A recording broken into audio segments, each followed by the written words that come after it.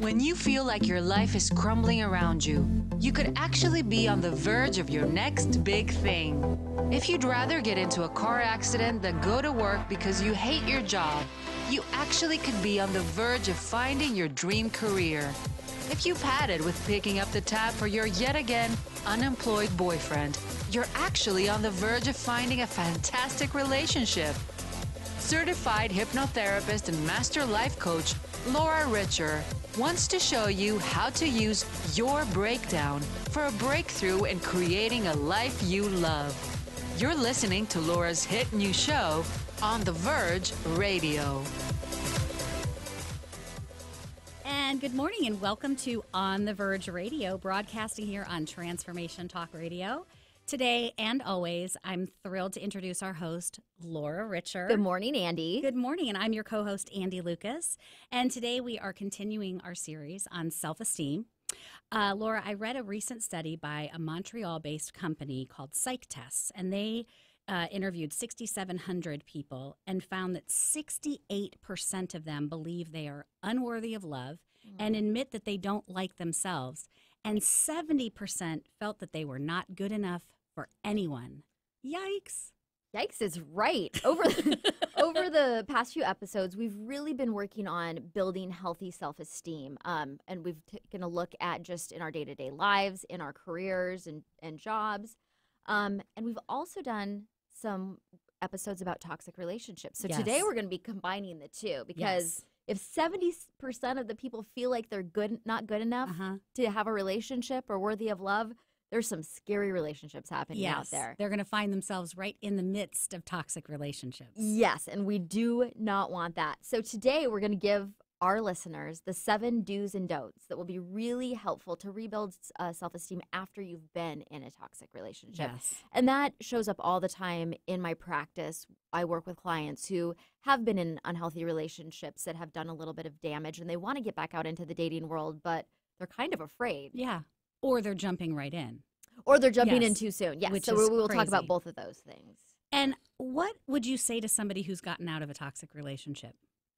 Well, congratulations for making a healthier choice. Yes. And that is probably the hardest part is to make that decision to go so that you're already on the right track. But I would say you also need to reflect. I think every experience that we have is beneficial, even negative experiences. In fact, sometimes negative experiences really help us get clarity on what we don't want in our lives so we can focus on what we do want to create.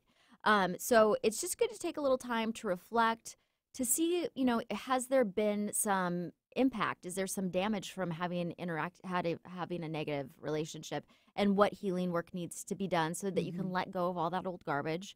And next time around, connect with somebody that's going to be more fun, healthier, all that good stuff. And nice. And nice, Yeah. yes. What do you say to people who are in a toxic relationship right now and think they can rebuild their self-esteem in that place?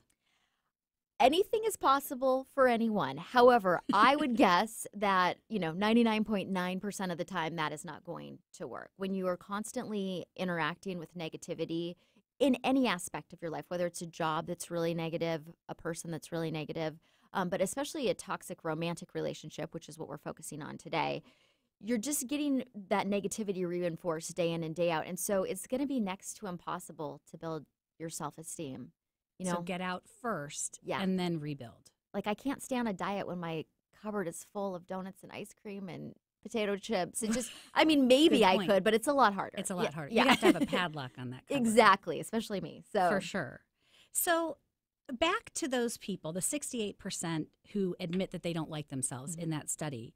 What do you think it means to not like yourself? I think that is different for different people, but in general, I think it's the idea that I need to be different than I am. So there's something about me that I think is wrong or shameful or needs to be changed in some sort of way. And not that we can't work on ourselves and want to make changes in our lives. That's completely healthy. But if you're using that as a way to say I'm not good enough or I'm not worthy for love or I have to have low expectations because there's really not that much for me out there, then it's a problem. Wow. And that is kind of the basis of a low self-esteem, is not really liking yourself or believing in yourself. Or thinking that you need to be different than you are. Yeah. Yeah. And you deal with that a lot, where I know that you've had people come to you who need to be corrected from being, and for those who can't see me, those are Air quotes, corrected for being an introvert, for example. Yes, and we did another show on building self-esteem, and sometimes the only work to do is just accepting who we are, that we're all different and we're all beautiful in our own way, and that we don't all need to be one way, that it's okay to be different people. I mean, that's what we're supposed to be. So Yes. if you're introverted, you don't need to be extroverted. It's okay to be introverted. If everybody in the world were extroverted, I would be terrified. Yeah. Okay. Well, nobody would be listening. Well, that's true. I'm sorry, what'd you say? Yeah. And the other way around, if everyone was introverted, no one would be talking. We need to have a healthy balance Right. of different personality types and different skill sets, and so that is all good. So I think the low self-esteem often has to do with thinking I need to be different than I am. Yeah. Or thinking in this particular situation in relationship, thinking that in order for somebody to love me, or in order for somebody to want to be in a relationship with me, I need to be thinner or smarter or more successful or less successful or whatever it is. Yeah. And you, in your practice, you have a program called your Self-Esteem Boost. Yes, I do. What is that? How does that work? So the Self-Esteem Boost is I work with 3 different modalities in my business. A type of energy work that's called Reiki, and then hypnotherapy, using hypnosis as therapy, and then coaching. And I use a combination of those modalities to work with clients to help them build their self-esteem. The Self-Esteem Boost is an 8-week program where we work together, trying to find out what the self-esteem is rooted in. Maybe it's old childhood stuff or negative past experiences, and then work to look at it in a different way so we can see our skill set and our life experiences in a positive light and use that to our advantage than to our detriment. Yes. Because having low self-esteem and hating yourself is not going to yield any of the results that you want. No, because you have always said the mind looks for the proof of what it believes is true. So if Yeah. I believe that I am not worth anything, I will identify circumstances and situations where that's going to be reflected back to me and actually be attracted to them. So if I believe that I'm not lovable, watch out. A lot of people who don't love you are going to show up in your experience. Oh, God. Yeah. Yeah. But it's true. And the people who do love you, you won't be able to receive that love because you won't feel like you deserve it. So And you'll question if something's wrong with them. Why does that person like me? Exactly. I'm not lovable. Exactly. So Okay. there's really, you want to cultivate healthy self-esteem so that you can have a happy life. I mean, it's pretty simple. Yes. Sweet, Or a happy good life. relationship. Yes. So back to toxic relationships.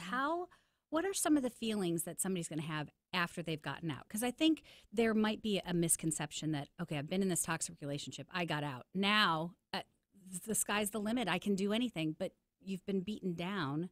So there's probably a little bit, everyone is different, but for most people and most of the clients that I work with, there's a little bit more work to do. And it's a good time to reflect and say, so what got me into this situation in the first place? What was I attracted to about a person that was unhealthy for me? Was it that I did not believe that I was worthy? Was I attracted to characteristics that maybe aren't in line with my values? And maybe I need to reevaluate what it is I'm actually looking for in a partner.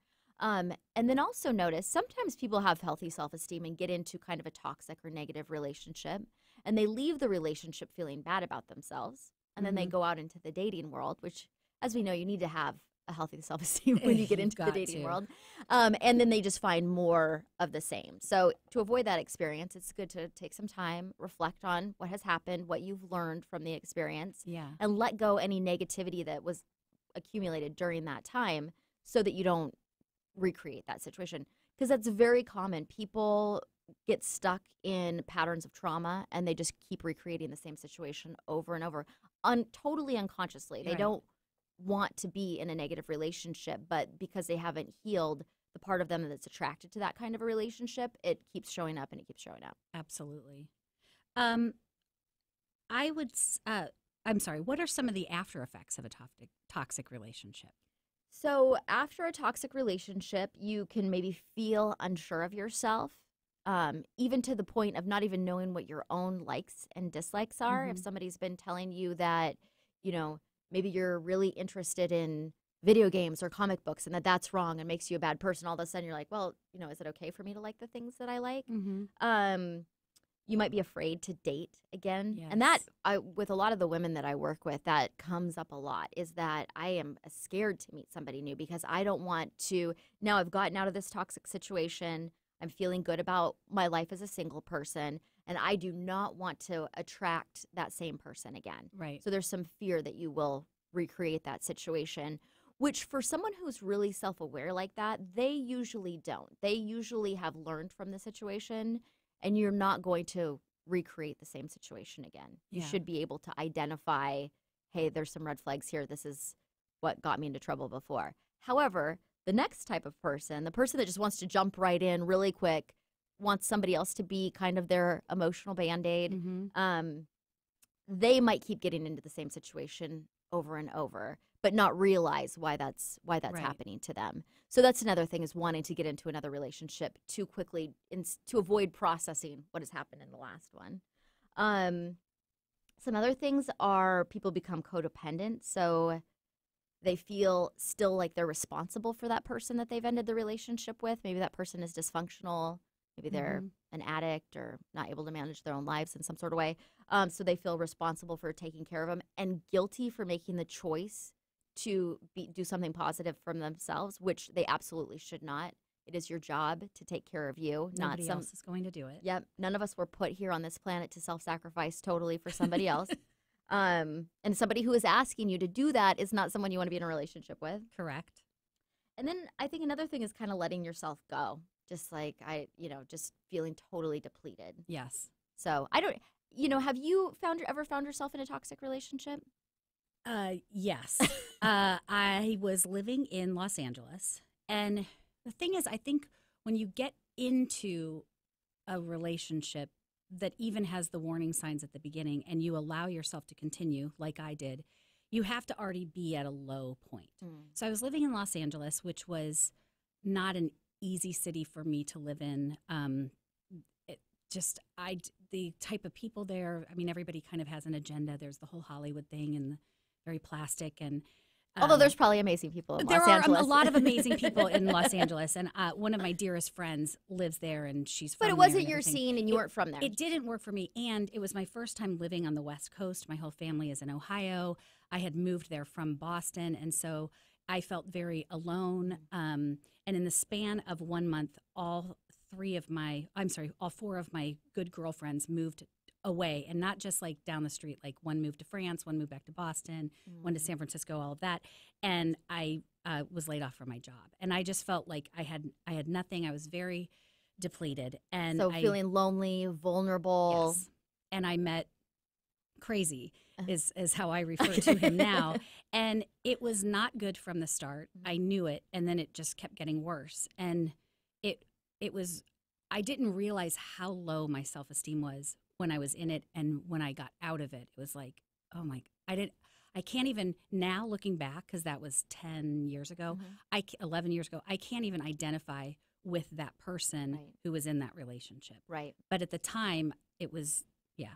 And I think that that's what happens for a lot of people, is you lose your sense of self in a toxic relationship. So you stop recognizing who you are. And once you get out of it, you kind of feel like, oh my God, who was that person that was in that relationship? What even just happened to me here? And I did feel kind of shell-shocked, and I got out of it and felt very depleted. I felt very depleted in it, because then I did get another job. My job was toxic. My relationship was toxic. And I was sharing, I had a roommate who never cleaned the house and was kind of a stoner. And so it was like I was giving to everybody else. I never gave to myself.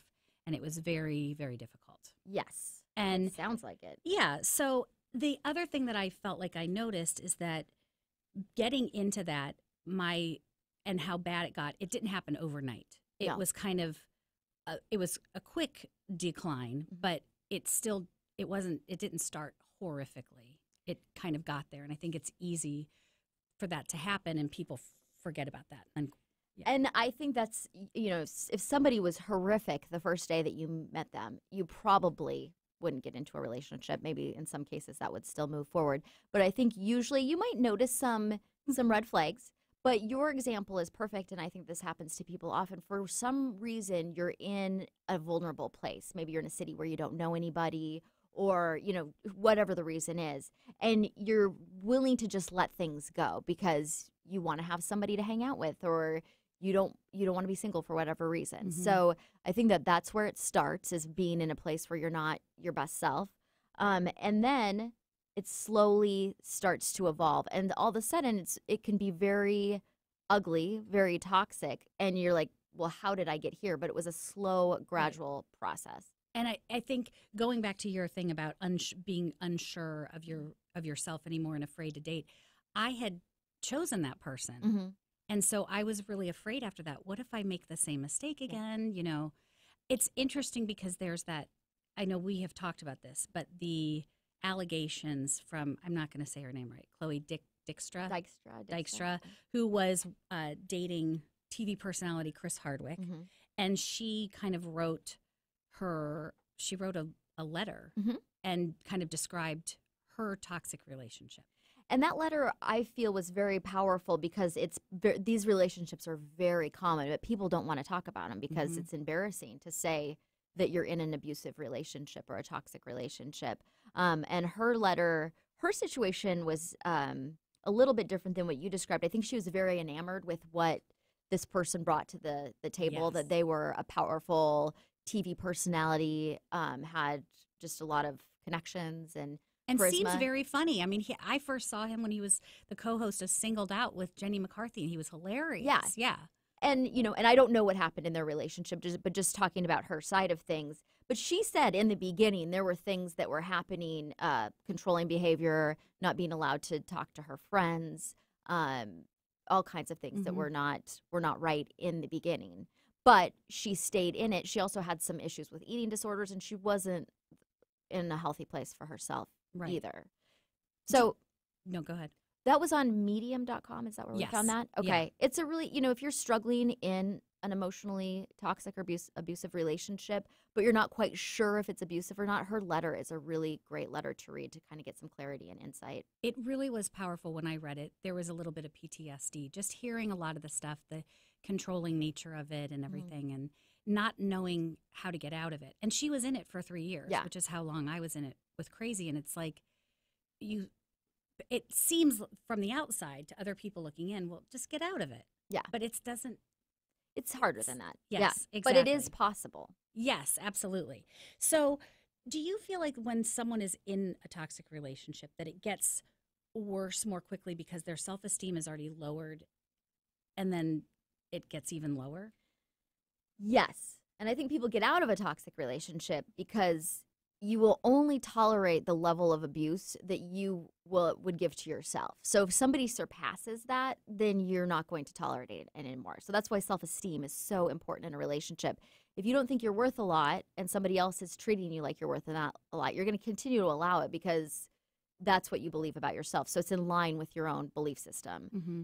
If they surpass that in some sort of way, say somebody is physically violent towards you and that you don't believe you deserve physical violence, now you're going to be in a place where you're going to start going, wait, you've gone beyond what I believe is acceptable. Right. Yeah. Okay. So how can people get in touch with you if they're interested in this self-esteem boost package? Yes. So you can find us all over social media. You can go to my website, seattlehealinghypnosis.com. If you just want to check out the kind of work that we do, we talk about it on our episodes of On the Verge Radio. So if you go to onthevergeradio.com, you can listen or watch all of our past episodes on video or audio. You can also just give me a call. I offer an hour complimentary consultation to new clients just to learn a little bit about you and your goals and see if the services I offer might help you, which they absolutely will. And that's. And how can someone call you? What's the phone number? 206-765-8265. And you will talk to our scheduler who will get you on the calendar. Fantastic. So can you tell us about some of the clients you've worked with and how you have helped them with their self-esteem issues and what has kind of been the outcome for them? I have seen really radical changes in clients that I've worked with over an 8-week period. And the work that we're doing a lot of times is identifying what their limiting beliefs are. Sometimes when you say, oh, I don't like myself, I'm not worth anything. And then I ask a client, but why? Why is that? They don't even know why. Right. Yeah. That Why can would happen. you be the person who is not worth anything? So in using hypnosis, sometimes we can really get into the subconscious mind and identify, maybe there's some old childhood programming. Maybe there's some leftover toxic relationship programming that they're not even aware of right now, but it still is influencing their behavior in their current life. Also just doing some coaching and talking through and making an action plan, about for my clients who are dating, if these have been issues that have come up in the past, look for them with people in the future. Yeah. Don't keep letting these red flags go. Why is that difficult for us to? Is it difficult to see them, or is it difficult to admit that the red flags are there? I think some people they just really want to be in a relationship. And, when I was single, I really wanted to find my relationship. And there's a sense of, is there anyone for me? And is it ever going to happen? And because they want it so much, they're willing to overlook things or project what they want onto another person. Yeah. I had a client say to me a while ago, like, this was wrong and this was wrong and this was wrong. And they were very significant things. And she's like, but he'd text me back when I text him. So I didn't know. Oh my God. And I'm not laughing. I'm not laughing at her. She was like such a great person. And I just thought, wow, she could do so much better than that as soon as she believes it. Exactly. Yeah. And look at how low those standards were. Right. Everything else could be wrong, but he texted back. Yes, that's a low bar. That's a Yes. really low bar. You need to have your bar set a lot higher than that. Yes.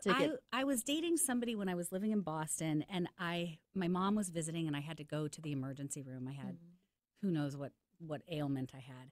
And we were supposed to get dinner with him that night, and obviously I canceled.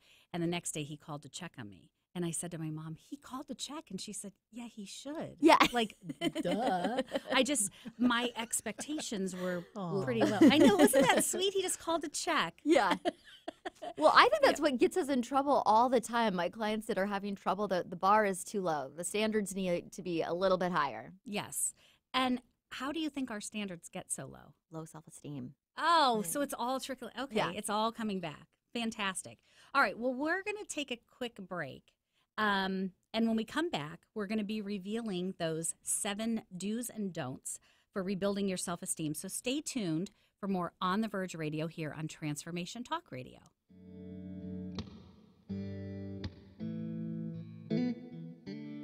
When your legs don't work like they used to before, and I can't sweep you off of your feet, will your mouth still remember the taste of my love? Are you stuck in unhealthy habits, toxic relationships, or low self-esteem? Do you crave a life of inspiration, love, self-acceptance, and fun? Sounds like you're on the verge. On the verge to your next big thing. Join Laura Richer, host of On the Verge Radio, helping you use your breakdown for a breakthrough, overcome life's greatest challenges, and live the life you want and deserve. Tune in each month on Transformation Talk Radio or visit SeattleHealingHypnosis.com for more information. Welcome to the Dr. Pat Show, Talk Radio to Thrive By. I am so thrilled to be talking to all of you. We have got Talk Radio for all of us. Are you ready and willing and able to accept all of the abundance you can muster up in your life? Check us out at drpatshow.com, transformationtalkradio.com, transformationradio.fm. Oh my goodness. Tune in to E3 Influence Radio. Own your impact. Master your world. In this new hit show, Sarah Luce, empowerment coach and spiritual mentor, teaches us how to achieve our greatest potential to positively affect everything and everyone. The time is now to enlighten our minds, empower our hearts, and take energized action to raise the consciousness of our planet. Sarah shows us how with simple, easy-to-implement steps. To find out more about Sarah Luce and her E3 Influence program, visit sarahluce.com. Tune in to the hit show Raging Skillet Radio, Mouthing Off with Chef Rossi. Chef Rossi mouths off about different subjects in pursuit of breaking down walls and opening up your minds. She and Dr. Pat banter back and forth, taking from the headlines of the day on subjects that reach beyond what goes on in the world into your hearts. And go to theragingskillet.com to find out more and let Chef Rossi know what's on your mind. Knowledge Book Radio with Marge Potasic has a special gift for everyone out there. To receive 3 chapters of the Knowledge Book as a special gift, send your email to mmjp99@gmail.com. That's M as in Mary, JP99@gmail.com now to receive this fabulous, fabulous gift of the Knowledge Book. The Truth is Funny. Shift Happens with Colette Marie Steffen is excited to welcome Karen Benton as a monthly guest host. Tune in on the 3rd Wednesday of each month at 8 a.m. Pacific Time to regain confidence and trust in your capacity to create change in your life, your health, your family, and your well-being. Karen Benton is a mother, nurse practitioner, certified body talk practitioner, Franklin Method instructor, and owner of Limitless Living LLC. For more information about Karen, visit KarenBenton.com.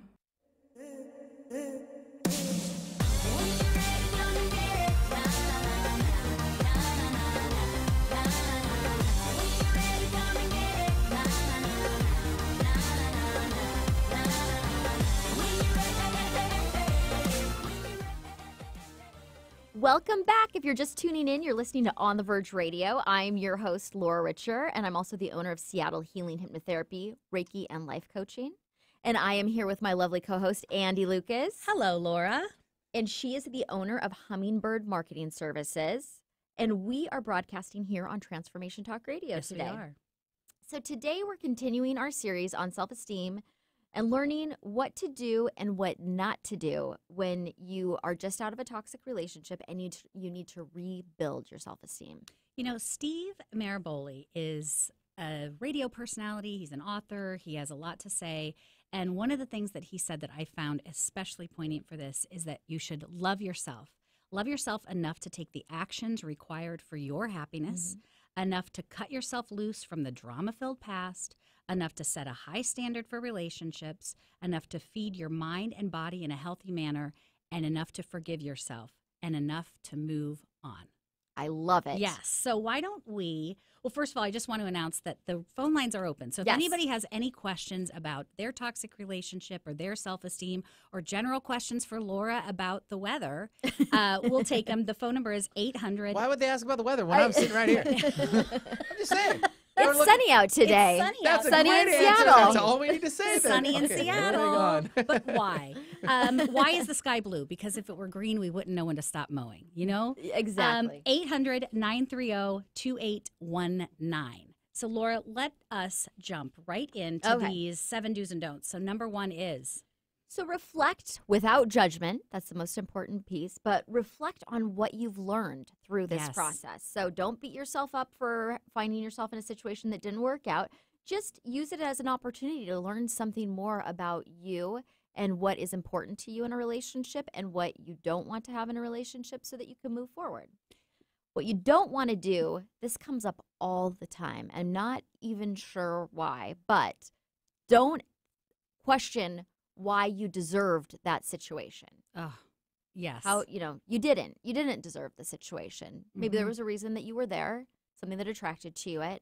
But I think when we get into the why did I deserve this mindset, it just sends you into victim mentality. You are in control to how you respond to your circumstances. It's not about deserving. It's just about making different choices. No one deserves to be in an abusive relationship. Well, and that word that you use is very good, choices. So no one deserved to be in it. We chose to be in it. Yes. And maybe that's the real, why did I choose to and be in it? that's going back to the reflection without judgment. So don't beat yourself up for choosing that, but do know that it is a choice and that you can choose something different. And you want to, in the reflection, you're trying to learn from it so you don't continue making those choices again. Yeah, I think, for me, after I got divorced, I took a lot of time to reflect on why that relationship didn't work out, what it was about the relationship that I felt was unhealthy, what was it that drew me to a relationship that wasn't the healthiest for me? And some of those were just simple awarenesses that were just like, oh, I need to meet someone that's values are more in line with my values. It wasn't this exercise and just torturing myself of like, oh, I'm so stupid. How could I have done that? How could I have done that? Yeah. How could I have let this happen to me? Yeah. Or why did I Yes. deserve this? So as much as our minds want to go there, and I'm guilty of it too. It's not that I've never had that happen, but it's completely unproductive. It's not, you just want to, as objectively as possible, which is hard to be objective when our emotions are involved, but say, okay, I've had this experience. What am I going to take away from it? Yeah. And bad things happen. Yes. Life is not all peaches and cream. It's true. And to question why we deserve it is not going to be helpful. No. And you don't deserve we it. We don't deserve it. That's why we want to look for chose something different. Yeah. Exactly. So do reflect without judgment on what you've learned, and don't question why you deserved it. And I want to say something about that because I think there could be some pushback, and somebody will say, I absolutely did not choose that. That's not what I wanted to have happen.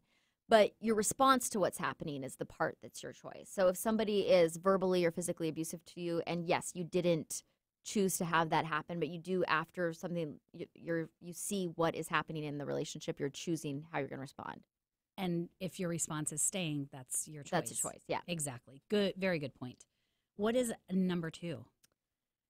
This, I think, is very kind of like a question that people ask. It just seems like this out of reach, mystical thing that exists that some people have and some people don't.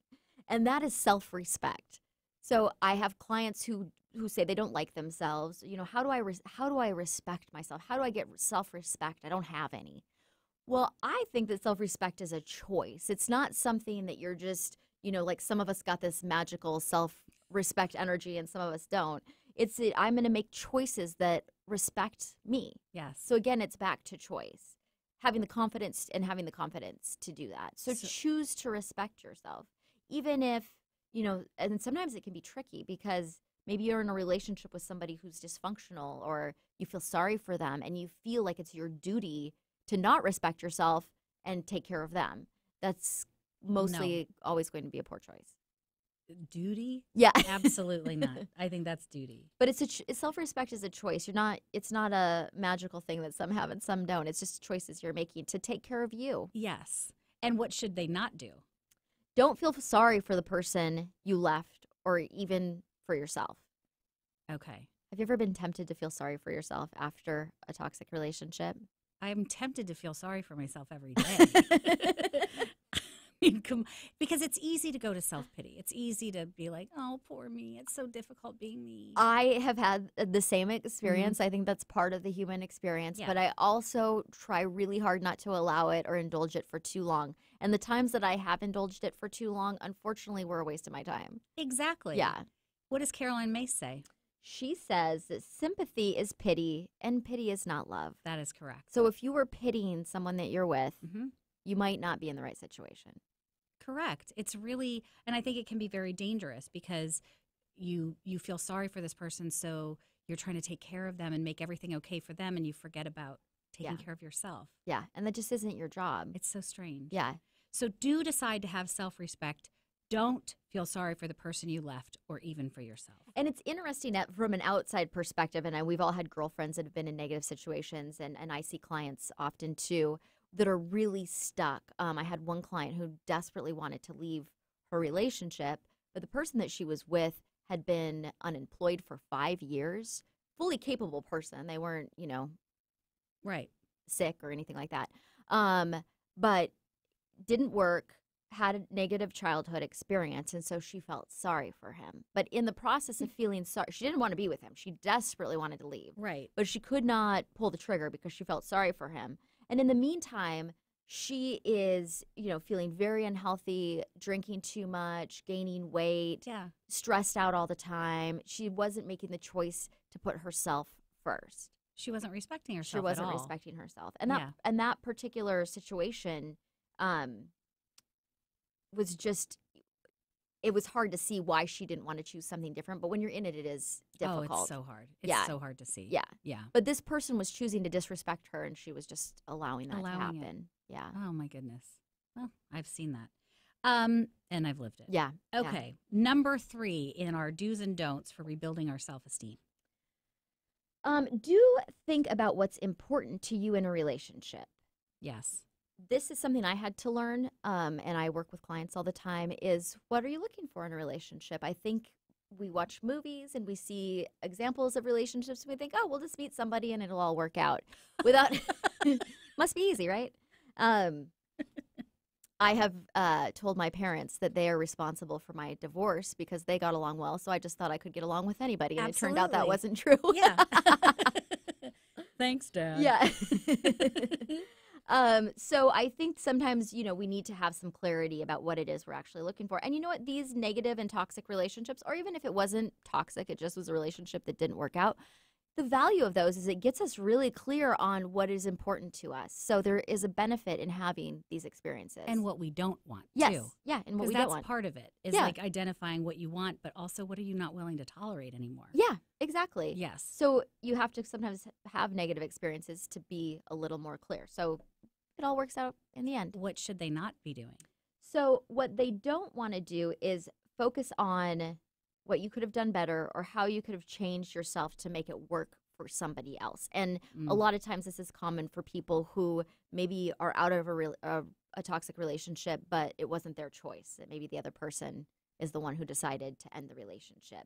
And so then they spend a lot of time questioning, maybe if I hadn't gained weight, or maybe if I was nicer, or maybe if I had, allowed something. And really, and actually I had one client that I worked with that was allowing really difficult behaviors in the relationship, trying to make it work, opening up the relationship which was not in line with her values and things like that, and still pushed herself as hard as she could. And in the end, it didn't work out, and was questioning herself about that.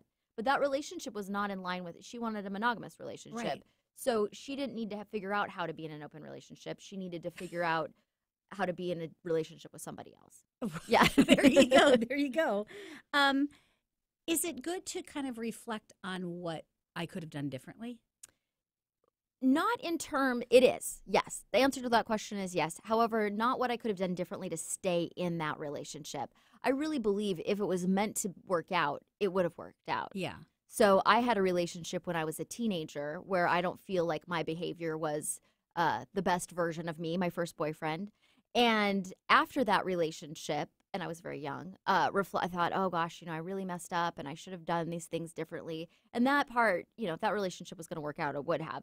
But what I needed to do after that relationship is say, okay, I saw myself behave in these ways that are not conducive to having a good relationship and not who I want to be. So I'm going to change, I'm going to work on those things. So in terms of making myself a better person, not in terms of going backwards.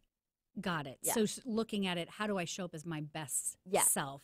Yes. And how do I stop showing up not my best Yeah, self? because sometimes we can't blame the other person all the time. Sometimes it's us too. Yeah. And it's good to reflect on those things. Sometimes. I mean, rarely, but. And it's really important, I think, we've talked about this before, is that you want to choose someone who has the same values as you, Yes. not the same interests. Yes. Interests are important. Yeah, it's but good to have the some same interest. values Yes. are so important. Yes, exactly. Yes. Not just someone who likes to listen to music, which was always my first thing. Someone who likes to listen to music and dance and play games. Like, well, that's board games and card games. Yeah. Like, those were my top three things. And it was like, it said nothing about who I wanted to meet, just what they like to do. I was working with a client the other day who is in what seems to be a very healthy relationship, but she, they're going through some major life transition. She's like, he's just more of a big picture guy. I'm really detail focused. We don't work in the same way. She's like, I just don't know if it's going to work out. And I was like, okay, well, tell me a little bit more. And so I started asking her some questions. And what she revealed through the conversation is they have all of the same values in terms of family and relationship. They just approach life in a different way. And that can work. Yes. That's kind of about figuring out how to work together. Yeah. But they have the same end goal. Right. But you can be in a relationship with someone who has the same approach to you as you and totally different end goals, and it's not going to go anywhere. Exactly. Yeah. Okay. Number 4 is an interesting one. So do take responsibility for your part, but don't beat yourself up for staying too long or being there in the first place. So those sound kind of conflicting, right? But they're not. Right. So taking responsibility is, again, making sure that you don't see yourself as a victim. You made a choice to be in this situation. You made a choice to behave a certain way or allow behaviors in your relationship. And so take responsibility of that, only for the reason, not to beat yourself up, but so that you know that you can choose not to do that again. Right. So responsibility is just knowing that we are at choice, that we can choose something different for ourselves, that we're not Yes. victims. And we should be reflecting on this and taking responsibility without judgment Yes. of ourselves. So Yeah. always be nice to ourselves. Yes. Because again, if judging was to help you, I would say do it. But it doesn't help anything. It does it not just help keeps at you all. stuck in the same pattern. You have said that we only get there when we get there. Mhm. So we're only ready to leave a relationship when we're ready. Yeah. And we can only quit smoking when we're ready to quit smoking and Mhm. all of those things. So there's no point in beating yourself up for how long you've stayed. And everyone feels like they've been that they should be psychic and know how the relationship was going to turn out. So I can look at past relationships and go, well, clearly in year one, I could have seen that it was all going to fall apart. Well, yes, that's true with all of the information I have right now, but I didn't Yes. have that information in year one. I needed to get to year 10 before I was like, okay, now it's clear to me this isn't going to work out. Yes. So it takes the amount of time that it's going to take. That it takes. Yeah. And there is no certain amount of time for anybody. It's whatever it takes. Right. And that's okay. And you learned a lot of life lessons in that experience. Yes. And they might not have all been positive experiences, but you learned a lot from it. So value that and be proud of yourself Yeah. for making the choice to leave when you do. Yes, exactly. Yeah. Congratulate Yeah. yourself and know that you're in a rebuilding phase. Yes. Yes. So number 4 is do take responsibility for your part, but don't beat yourself up for staying too long or being there in the first place. Yes. Very, very important. Beating yourself up never helps anything. Nothing. So what is number 5, Laura, in our steps to rebuild our self-esteem? Especially when your self-esteem has taken a hit. Hang out with your biggest fans, your friends, your family, the people who love you and support you. And, if you don't have a lot of those people in your life, just hang out with the ones, if there's only Yes. one or two, that's perfectly fine. Maybe it's your dog. I don't know. But be with the people that make you feel really good. You just need to build back up that good energy and feel supported, Yes. especially after you've been with someone who's been taking you down. Absolutely, because you can feel like in that relationship, it can feel like I'm not good enough, I'm not enough, I'm stupid, whatever all of these things are that you're hearing that's Right. pushed your self-esteem down so low. So it's really good to remember there are people who love you. There Yes. are people who support you, and it's important to be around them. And make an effort to do that. And Friends are always great for that. Girlfriends are always right there to say, you were too good for him anyway. he didn't deserve you. Yeah. Yeah. You need that. You need that after a toxic relationship. So really rely on your support system during What that should time. you not do, conversely?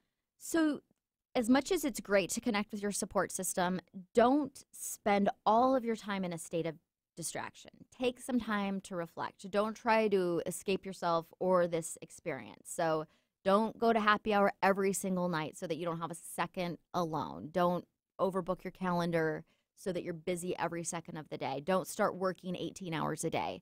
Take some time to be able to reflect. Don't totally distract. Don't jump right back into a relationship. Yes, that's a very Maybe important not one even to- date for a little bit. for a little bit. Yeah. Yes. Don't be frantically online looking for your next relationship. Yeah, obsessing over all of your Tinder matches. That's Right. that's a huge He distraction. didn't swipe left. He didn't swipe left. He Yeah. didn't swipe right. Yeah. Who knows? Who cares? Who And cares? social So- media, too, can be another form of distraction. Actually, Yes. when I work with clients on issues around dating in the Richer Love program, which is Ooh, my dating yes. program, I ask them to get off of social media so that they can just kind of clear the clutter in their minds. If you're distracted by social media all the time, you're not processing what you need to work on. Yes. Can you tell us briefly about the Richer Love program? So the Richer Love program is a program that is designed to help women get ready to date. So if you've been in a toxic relationship and there's some limiting beliefs and negative thought patterns that you need to clean up, or if you're just afraid to get out there, you just want some practical dating advice because you haven't been out there for like the last 30 years. Yeah. There's all kinds of different clients I work with, but it's around dating and manifesting your soulmate, looking for the right relationship. And it's a 3-month program? Correct. Yes. Fantastic. And they can go to richerlove.com And check it if out. you want more information, sign up for the newsletter, that kind of thing. So, number 6, Laura, in our self-esteem building steps. Learn to be alone and learn to enjoy being alone. And that can be a tall order for some people who do not like to be alone and they can't imagine enjoying their own company. However, if you can't enjoy your own company, why would anyone else? If you cannot stand, Very good question. Yeah, so you are going to want to learn how to do that first. That's going to be a very important step in the process. Why is it important? Well, like I said, if you don't like being with yourself, we need to know why that is, first of all, because there's obviously some work to be done around that. That's definitely an indicator of maybe low self-worth, low self-esteem. Mm-hmm. And also, if you don't believe your company is enjoyable, the person that you're going to attract to you Isn't going to believe it either. Yeah. They're not going to want to be around you either. Yeah. And then you're going to find yourself with somebody who doesn't want to be in a relationship. Exactly. And then you'll be back in bad self-esteem. So yes. And I think it's easy for people to view being alone as being very uncomfortable. Yeah. And kind of scary. Or if they're not frantically trying to find somebody, they feel like they're going to miss their opportunity to have a relationship. FOMO. Yeah. So it's okay to want a relationship, but you don't want to be needy for it. And if you're in a needy place, like I need somebody here right now or I'm going to die, that's just don't date during that time. You know, we have talked about that in the past. And after I got out of a long-term relationship, I took about 2 years where I didn't date, and I really reflected on coming to terms with what was my part and what had I done with it. And I feel like that put me in a better mindset for when I did go back out dating, because I wasn't so desperate to find somebody to just have the relationship or, you know, be my plus one somewhere or any of that stuff. Yeah. I was really looking for a complement to my life, not someone to fill it. And not to just grab just anyone, just to have somebody. Yes, but to find the right person. Yes. Yeah, exactly. A richer love. I wanted to find a richer love. Exactly. And so you have said that there's a lot of critical information that you can find when you're spending time alone. How does that work? Well, it gives you time to reflect, process the experiences that you have, think about why those experiences happened in the first place, if they're unwanted experiences. Get really clear about the direction that you want to go. I think a lot of times negative things will come up when we just kind of don't even know where we're going. We're just responding to what shows up in our environment. Yes. So maybe to be really, to be more intentional about what it is that you're trying to create or what type of person you want to have in your life. And you don't have to spend hours alone meditating in a cave or something like that. But, you know, you want to be okay, you know, on a Saturday afternoon if you don't have plans. Just enjoying your own company. Yes. Maybe you go to a movie by yourself, or maybe you go to get coffee and hang out at Starbucks for whatever it is. Yeah, take a walk around the lake or walk around the neighborhood. Yeah. And if you feel really uncomfortable doing that, if you feel really uncomfortable with your own company, you're going to want to know why that is. So at that point, what would your advice be? Start journaling, start asking yourself some questions. What would be some good questions to ask yourself if you're really afraid of being alone? So I think journaling is a great idea to say, what is it about this experience that is so uncomfortable for me? Is it the lack of another warm body sitting next to me? Is it that I'm afraid I'm never going to find anybody? Is it, it's different for everyone, but to just be with that. What is it about being in my own company that is uncomfortable to me? Yeah. And if you can't figure that out, then call a coach or a therapist or a healer of some kind, whatever resonates with you. To help you get to the bottom of it. Yeah. Your tarot cards read, whatever it is. Try to find something that will help you open up that, whatever that block is that's making you uncomfortable being with yourself. Yeah, especially if you're not able to answer it yourself. Yes. Yeah. Which sometimes we can't. Sometimes, we just feel bad, but we're not quite sure why. Yeah. And working with someone can help you peel away the layers and see what that's all about so that you can heal it and resolve it so that when you are with somebody, that they're going to love your company because you do. Yes, exactly. Yeah. So do learn to be alone and learn to enjoy being alone and don't try to avoid the uncomfortableness. Yes. So then our final step is number 7. What is that one, Laura? Do give yourself permission to love again and don't shut down. So some people want to jump in right away. Some people throw up a wall and say, you know what, it was really ugly. I am not going there again. Yeah. And those people, I think, are, and if you genuinely just don't want to be in a relationship, that's fine. There's all kinds of different ways to live your life. But if that's not the truth of who you are, if you really do want to connect with someone else, you can do the work to know that you've learned from that past experience and that you don't have to repeat it.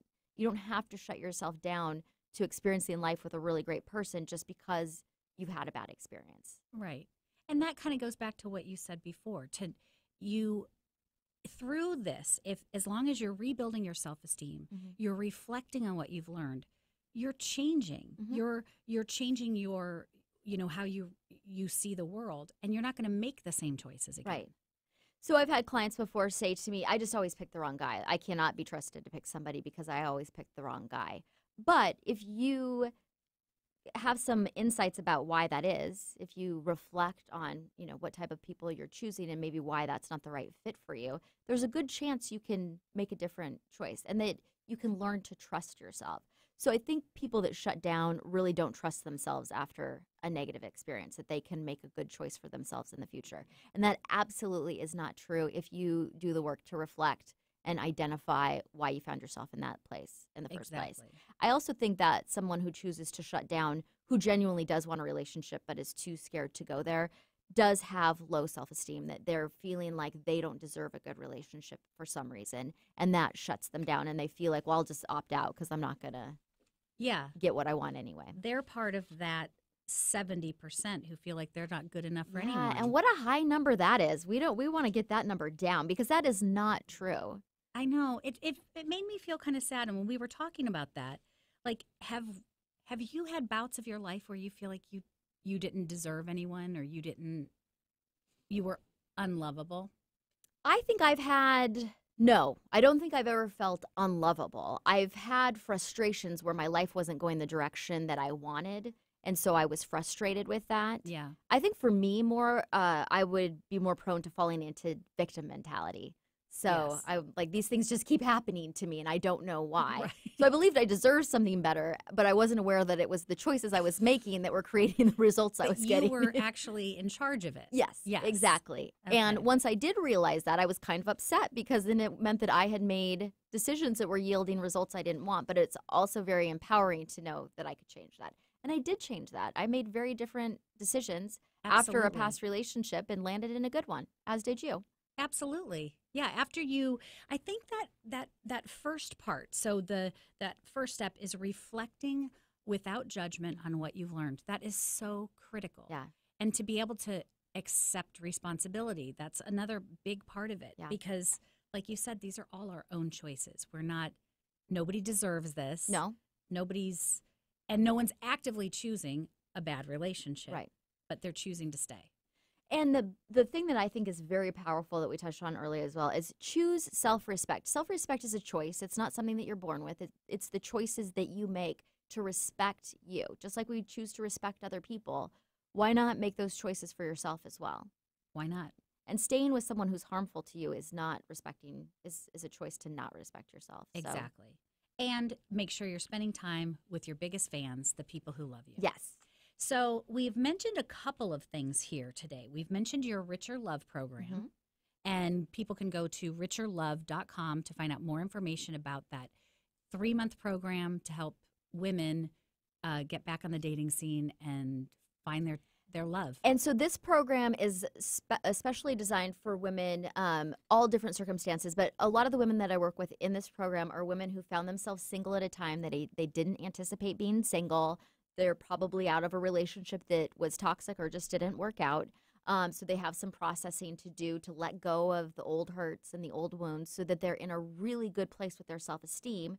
So when they get out on the dating scene, that they have a really fun time, because dating can be a lot of fun. It absolutely can be fun if you go in it with the right mindset. Yep. And if someone is interested in booking a consultation with you, you mentioned you have the complimentary consultation. What is the number they can call? 206-765-8265. There's a complimentary hour consultation. You can talk to our scheduler who will get you on the calendar, and you can come into the office on Queen Anne, or we can talk over the phone or via Skype and see how Seattle Healing or the Richer Love program might be able to help you. Fantastic. Well, Laura, it's been fantastic talking with you today. Thank you, Andi. Have a wonderful day. Thanks, everybody, for tuning in to On the Verge Radio here on Transformation Talk Radio. You've been listening to On the Verge Radio, using your breakdown for a breakthrough with Coach Laura Richer. We all have that moment in life when we are on the verge of big change. This time of transition is a wild and unknown place. How will you show up? Embrace the positive, drop the negative, and you can experience total transformation. Schedule a breakthrough session with Laura at seattlehealinghypnosis.com. Laura will help you discover the path to creating rapid and positive changes. Tune in every month for On the Verge Radio with Laura Richer.